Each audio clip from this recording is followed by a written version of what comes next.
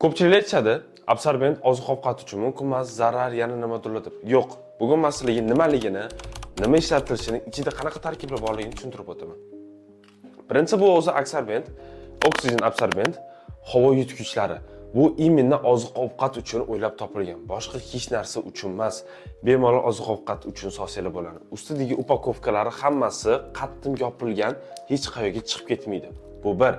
Ikkinchisi, ichida nima narsalari bor? Buni ichida birinchi o'rinda o'zi bo'ladi suv. Ikkinchisi bo'ladi temir kukuni. Uchinchisi bu aktivirovanный уголь. Menimcha ko'plab bilsa kerak nimaligini. Ug'ilni itak ichasida dori-darmonda ishlatiladi, ko'p narsada ishlatiladi. Shu narsalar, boshqa lishni narsa solinmaydi. Oziq-ovqat ichiga qo'rqmang, bu narsalarni sosiylar bo'ladi. Solganlardan keyin mahsulotinglar uzoqroq yashaydi va birinchi yangi ta'mini ushlab turadi.